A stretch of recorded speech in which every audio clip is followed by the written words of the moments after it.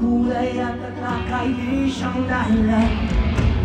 Hanggat marami kang lubog sa kahirapan at ang ustisya